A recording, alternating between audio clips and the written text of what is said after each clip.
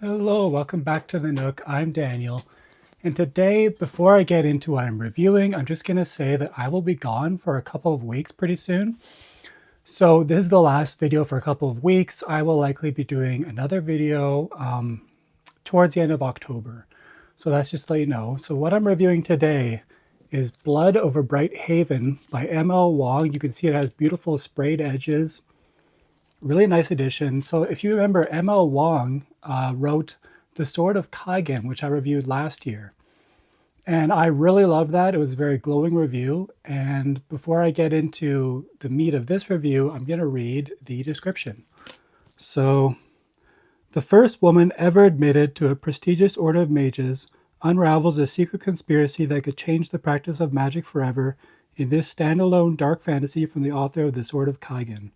For 20 years, Skiona has devoted every waking moment to the study of magic, fueled by a mad desire to achieve the impossible, to be the first woman ever admitted to the high magistracy at the University of Magic and Industry. When Skiona finally passes the qualifying exam and becomes a high mage, she finds her challenges have just begun. Her new colleagues are determined to make her feel unwelcome, and instead of a qualified lab assistant, they give her a janitor.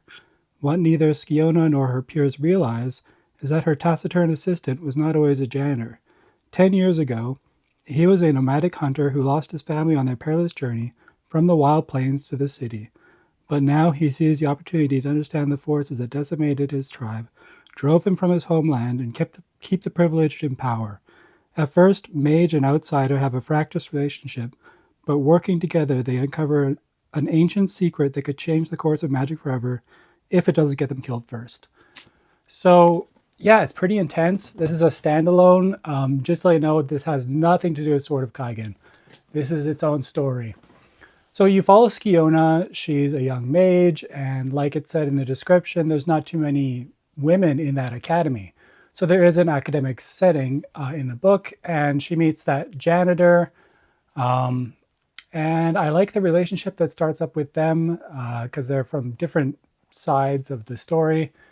Um, but it's a really good book. I did like Sword of Kaigen just a little bit more. I liked how Sword of Kaigen had that Japanese setting. Even though it wasn't really Japan, it was just kind of like it. But Blood Over Bright Haven is a great story. I highly enjoyed it. It's cool to see that magical school setting. And the magic is really interesting actually, because as you can see on the cover, there's like a typewriter here. So basically, for magical spells, they would type up the spell on a paper and they would kind of read out, and that would use the magic.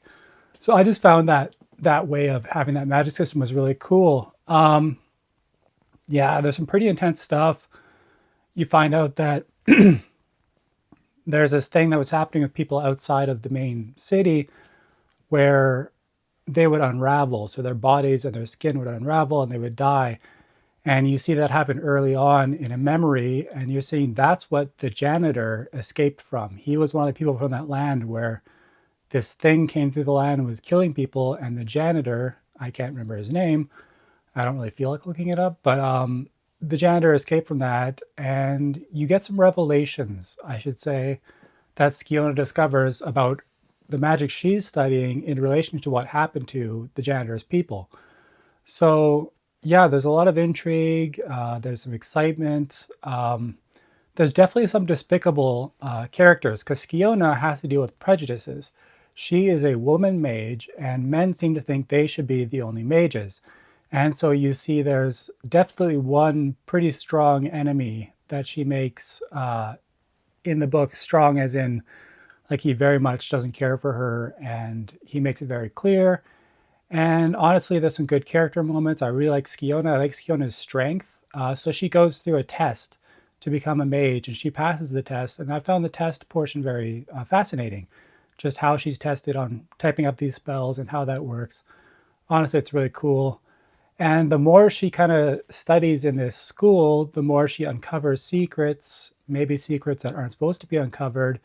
And she gets to know this janitor more, this young man from sort of this other country. And she just kind of learns stuff that kind of just unravels everything she thought she knew. without spoiling anything. And just the revelations in this story are really good, and I very much enjoyed it. I recommend, if you like this author, if you're outside of sort of Kaigen and you thought this sounds interesting, I highly recommend Blood Over Brighthaven. I thought it was amazing. Not as good as Sword of Kaigen, but Emma Wong is quickly becoming one of my favorite authors. And yeah, there's not too much I can say. Keeping it spoiler free, it's that academic setting. You've got the relationship between Skeelner and the janitor. You've got the people that are kind of her rivals who don't like her very much, and some very despicable people. And altogether, so not a huge cast. It's not a lore heavy, well, there's some lore, but it's not like some fantasy. I would just say it's a great time, and it's a standalone. That's what I should mention. It's a standalone. It is one book. You don't have to commit to a series. You can just read one book, and I highly recommend it. So that's about all I can say. So remember to like and subscribe, and remember, you're always welcome at the Nook. Bye.